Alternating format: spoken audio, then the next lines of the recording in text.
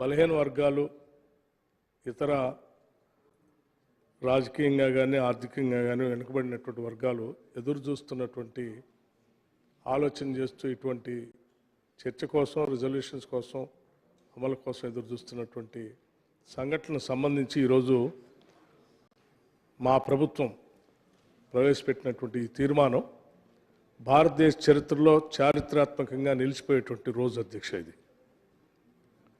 ఇటువంటి తీర్మానం ప్రవేశపెట్టినందుకు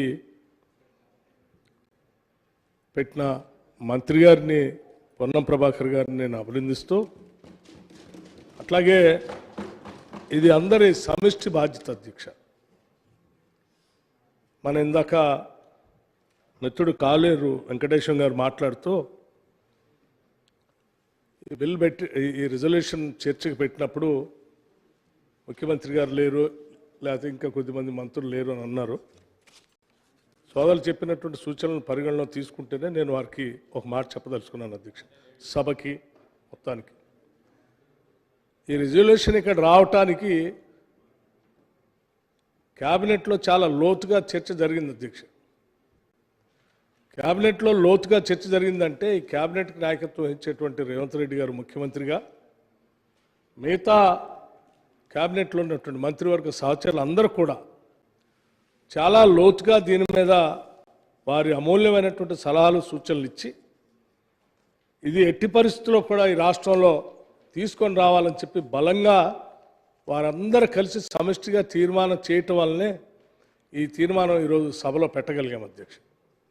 సో అందుకే వారికి చెప్తా ఉన్నాను, రాష్ట్ర ప్రజలకు కూడా తెలియచేయాలని చెప్పేటువంటి ఆలోచనతోనే మీ ద్వారా సభకి ప్రజలకు కూడా చెప్పాలని నేను చెప్తా ఉన్నాను అధ్యక్ష.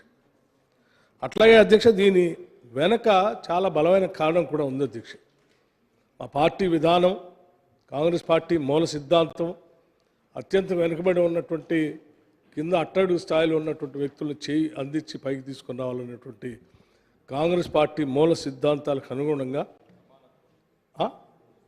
సమానత్వం, వాటికి అనుగుణంగా మా నాయకుడు శ్రీ రాహుల్ గాంధీ గారు చాలా స్పష్టంగా జిస్కి జిత్ని సంఖ్య ఉస్కి ఉత్ని భాగేదారి అని చెప్పి చాలా స్పష్టంగా దేశంలో ఉన్నటువంటి సమస్యల్ని అవగాహన చేసుకొని ఆ అవగాహన ద్వారా ఈ రకమైనటువంటి నిర్ణయాలు జరగకపోతే ఇంకా ఈ బలహీన వర్గాలు వెనకబడిపోతూనే ఉంటాయి, వీళ్ళకి న్యాయం జరగాలనేటువంటి ఆలోచనతో ఈ కుల గణన జరగాలని చెప్పి చాలా బలంగా వారు దేశం మొత్తం మాట్లాడటం రావటం జరిగింది అధ్యక్ష.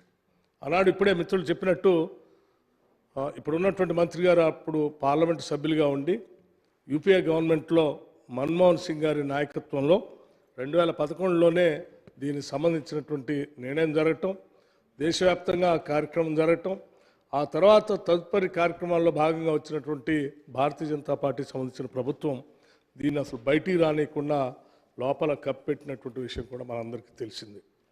ఆనాటి నుంచి ఈనాటి వరకు కూడా రాహుల్ గాంధీ గారు చాలా స్పష్టంగా ఇది జరగాల్సిందే అని చెప్పి చాలా రోజులుగా అనేక ప్రాంతాలు దేశవ్యాప్తంగా చెప్తూ తెలంగాణ రాష్ట్రంలో కూడా ఎన్నికల ప్రచారంలో భాగంగా చాలా స్పష్టంగా చెప్పారు. ఇప్పుడు ఎన్నికలు జరుగుతూ ఉన్నాయి, మా ప్రభుత్వం మా పార్టీ అధికారంలో రాబోతూ ఉంది, రాగానే మేము తెలంగాణ నుంచే దీన్ని మొదలు పెడతామని చెప్పి వారు పిలిపివ్వటం చెప్పినటువంటి మాటని స్పష్టంగా ఈరోజు అమలు చేసే కార్యక్రమంలో భాగంగా కాంగ్రెస్ పార్టీ ప్రభుత్వం ఏర్పాటు చేసిన తర్వాత క్యాబినెట్లో ఈ నిర్ణయం తీసుకొని ఈరోజు సభలో ఈ తీర్మానాన్ని ప్రవేశపెట్టడం జరిగింది అధ్యక్ష. ఈ ప్రవేశపెట్టిన తీర్మానానికి సభలో ఉన్నటువంటి అన్ని రాజకీయ పార్టీలు సాధ్యమైనంత మేరకు అందరూ కూడా ఇది బాగుంది, ఇది కావాలి, చేయాల్సింది అని చెప్పి అందరూ కూడా తీర్మానానికి మద్దతు ఇచ్చారు. వారందరికీ హృదయపూర్వకమైనటువంటి ధన్యవాదాలు చెప్తూ వారు కొన్ని సలహాలు సూచనలు కూడా చేశారు. వాటన్నిటిని కూడా సాధ్యమైనంత వరకు మేము పరిగణలో తీసుకుంటామని కూడా ఈ సందర్భంగా వారికి మనవి చేస్తూ ఉన్నాం. దాంట్లో భాగంగా మిత్రులు అక్బరుద్దీన్ గారు మాట్లాడుతూ సచార్ కమిటీ, అట్లాగే రంగనాథ్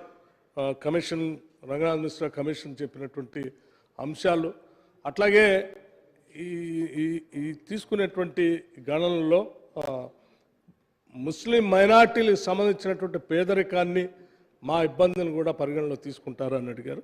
అసలు రాష్ట్రంలో ఉన్నటువంటి అన్ని కుటుంబాలని అందరినీ కూడా సర్వేలో భాగంగా చేస్తారు. అందరు ఇంటింటికి సర్వే జరుగుతుంది.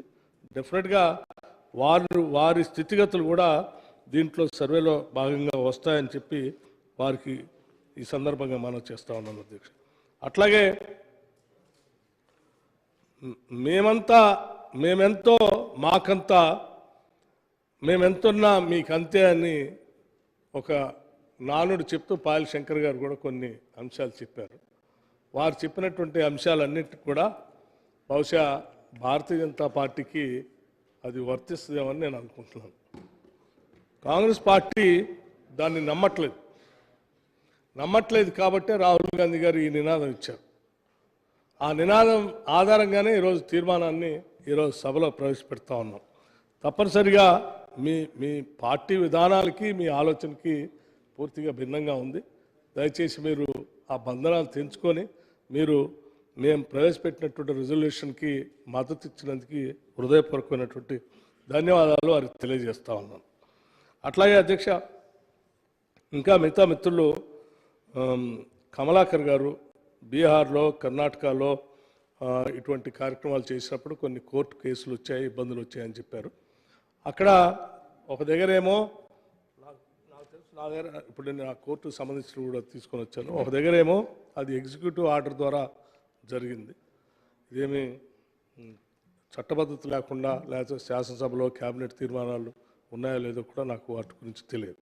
కానీ ఇక్కడ మనం చేసే తీర్మానానికి మాత్రం ఎట్టి పరిస్థితుల్లో ఎటువంటి ఇబ్బంది లేకుండానే ఇంక్లూడింగ్ లా సెక్రటరీ గారితో సహా అందరినీ వెట్ చేసిన తర్వాతనే మీ అందరితో మాట్లాడిన తర్వాతనే మళ్ళీ ఈ రిజల్యూషన్ పూర్తయిన తర్వాత విధి విధానాలు తయారు చేసేటప్పుడు కూడా పూర్తిగా మేము లా డిపార్ట్మెంట్ వారి కన్సల్టేషన్తో అట్లాగే మేధావుల ఆలోచనలు కూడా అందులో తీసుకొని సంపూర్ణంగా చేస్తాం, ఎటువంటి ఇబ్బంది లేకుండా చేస్తామని కూడా ఈ సందర్భంగా చెప్తా ఉన్నాం.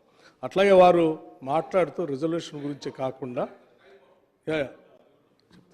వస్తున్నాను, రిజల్యూషన్ గురించే కాకుండా ఇంకా చాలా విషయాలు సప్లాన్ అన్నారు, లేకపోతే ఇంకేదో తీసుకొని వస్తా అన్నారు, 1,00,000 కోట్లు పెడతా అన్నారు, ఎప్పుడు పెడతారు అయ్యాను నేను అధ్యక్ష. అవన్నీ నేను చెప్తా ఉన్నాను. 10 ఏళ్ళు నేను బడ్జెట్లో మీ ప్రభుత్వంలో పెట్టినవి అన్నీ చూశాను అధ్యక్ష. 6,000 కోట్లకి ఎప్పుడు దాటలే మీరు బలహీన వర్గాలు పెట్టింది. మేము చెప్పాము అటు కూర్చొని ఇది కరెక్ట్ కాదు అని. అవన్నీ చేయటం కోసమే మేము ఎన్నికల సందర్భంగా నిర్ణయం తీసుకొని కొన్ని ప్రకటనలు కూడా చేశాం. సప్లాన్ కూడా తీసుకొని వస్తామని చెప్పాం. మేమే అబద్ధం ఆడలే, తీసుకొని వస్తామని చెప్పాం, తీసుకొస్తాం కూడా. మీరేం కంగారు పడదు. ఈరోజు మేము ఏ రకంగా అయితే రిజల్యూషన్ తీసుకొని వచ్చి ఇక్కడ చర్చ పెట్టి మీ అందరి ఆమోదంతో దాన్ని ముందుకు తీసుకొని వెళ్తున్నాం, భవిష్యత్తులో సప్లాన్కి సంబంధించి కూడా డెఫినెట్గా నేను తీసుకొని వస్తాం, మీ ముందుకు వస్తుంది, అప్పుడు మీరు కూడా మాట్లాడచ్చు. అవన్నీ చేయటం కోసమే ఈ రిజల్యూషన్. అనుకోలేదు మీరు, అవన్నీ చేయటం కోసమే రిజల్యూషన్. ఇది నాంది మాత్రమే. నేను చెప్పిన అన్నీ చేయటం కోసమే ఈ రిజల్యూషన్ పెట్టి ఈ కార్యక్రమం చేస్తూ ఉన్నాం. మీరు అనుకున్నవి ఆశించి అన్నీ కూడా జరుగుతాయి. మీరు చెప్పినటువంటి సూచనలు కూడా పరిగణలో తీసుకొని ముందుకెళ్తాం. అట్లాగే అధ్యక్ష, ఇక మిగతా అంశాలు కూడా చెప్పారు. మాకు లిక్కర్ సంబంధించిన దాంట్లో 5% వాటా ఇచ్చారు. మా ప్రభుత్వం 15% ఇచ్చింది. ఇంకా పెంచాలన్నారు. నేను చెప్తా ఉన్నాను అధ్యక్ష, ఈ రాష్ట్ర సంపద సృష్టించే రంగాలు చాలా పెద్దగా ఉన్నాయి. మొన్నే చెప్పాం మనం, సాయంత్రం ఇరిగేషన్ కూడా ఉంది. కొన్ని లక్షల కోట్లు ఖర్చు పెట్టాము రాష్ట్ర ప్రభుత్వం నుంచి. అందులో ఎంత వాటా ఇచ్చారు, అందులో ఎంత ఇచ్చారు ఒక్కసారి మీరు ఆత్మపరిశీలన చేసుకుంటే మీకు తెలుస్తుంది. మీరు మాట్లాడేది ఏంటి చెప్తా ఉన్నాను, నేను చెప్తా ఉన్నాను. దయచేసి మీరు చేయలేదు, కనీసం కాంగ్రెస్ ప్రభుత్వం వచ్చి చేయటం కోసం ఈరోజు ప్రయత్నం చేస్తూ ఉంది. చేసిన దాన్ని అభినందించండి, అదే మేము కోరుకునేది. అట్లాగే ఐక్యతా భవన్ గురించి చెప్పారు, వాటి గురించి కూడా ఆలోచన చేస్తాం అధ్యక్ష. ఎక్స్పర్ట్స్కు అపాయింట్ చేసి ఇది చేసే కార్యక్రమంలో భాగంగా కొద్దిమంది ఎక్స్పర్ట్స్ని దీంట్లో చేస్తే బాగుంటుందని అక్బరుద్దీన్ గారు సలహాలు చెప్పారు. తప్పనిసరిగా అక్బరుద్దీన్ గారు చెప్పినా, మిగతా సభ్యులు చెప్పినా, ఎవరు చెప్పినా కానీ తప్పనిసరిగా ఎక్స్పర్ట్స్ని కూడా వారి సలహాలు సూచనలు తీసుకుంటాం. దీన్ని విజయవంతం చేయడం కోసం ఏం చేయాలో అన్ని కార్యక్రమాలు చేస్తాం అధ్యక్ష. అట్లాగే ఇక విధి విధానాలు ఎలక్షన్స్ కంటే ముందే ఇది రావాలి, లేకపోతే బీసీల శాతాన్ని బహిర్గత పర్సెంటేజ్ చేసిన తర్వాత ఉన్నారు. డెఫినెట్గా అధ్యక్ష ఇవన్నీ ఎలక్షన్స్ రాబోయే జనరల్ ఎలక్షన్స్ మొన్నే జరిగినాయి మనకి రాష్ట్ర ఎన్నికలు. తప్పనిసరిగా ఎన్నికలు వచ్చే లోపల మీకు ఎన్నికల కంటే ముందే తీసుకొస్తాం, ఏ ఇబ్బంది లేదు. ఎన్నికల కంటే ముందే తీసుకొస్తాం, విధి విధానాలను కూడా స్పష్టంగా తయారు చేస్తాం. ఇది రిజల్యూషన్ అంతా అయిపోయిన తర్వాత ఆ తర్వాత ఇదంతా అయిపోయిన తర్వాత బీసీల శాతం ఎంత ఉందో కూడా ప్రకటిస్తాం. ప్రకటించడానికే నేను చేపించేది, తప్పనిసరిగా ప్రకటిస్తాం. ప్రకటించిన తర్వాత వచ్చినటువంటి అంశాల ఆధారంగా ఇంకా తీసుకునే నిర్ణయాలు కూడా చాలా విప్లవాత్మకంగా ఉంటాయి అధ్యక్ష. మీరెవరో మీ ఊహకు కూడా అందకపోవచ్చు. ఈ రెజల్యూషన్ ద్వారా జరిగేటువంటి కులగణన తర్వాత ఇది కూడా మీరు ఊహించలేదు కదా, ఇది కూడా మీరు ఊహించలే మేము ఇంత పెడతామని అధ్యక్ష. ఇది కూడా మీరు ఊహించలేదు కాబట్టి మేము మేము మేము మేము మేము ఈ రెజల్యూషన్ ద్వారా జరిగేటువంటి తర్వాత పరిణామ క్రమాలు ఉత్పన్నమైనటువంటి అంశాలన్నీ కూడా చాలా గొప్పగా, అంటే మనం అందరం ఆశించినటువంటి తెలంగాణ సమసమాజ నిర్మాణం కోసం ఏ రకమైనటువంటి ఆశలు, కలలు, కోరికలు, ఆకాంక్షలు మన తెలంగాణ యువత కన్నారో వాటన్నిటిని నిజం చేయటం కోసం డెఫినెట్గా మేము అందరం ముందుకు పోతాం. ఈ ప్రభుత్వం ముందుకే పోతుంది. ఆ నిర్ణయాలన్నింటినీ కూడా అమలు చేస్తాం. అద్భుతమైనటువంటి ప్రగతిశీల భావాలతో కూడినటువంటి ప్రపంచంతో పోటీ పడే తెలంగాణ నిర్మాణాన్ని, ఆ సామాజిక, ఆర్థిక, రాజకీయ అంశాలు అన్నిట్లో కూడా సమానమైనటువంటి అవకాశాలను కూడా కల్పించే విధంగా జరిగేటువంటి నిర్ణయాలన్నీ జరుగుతాయి.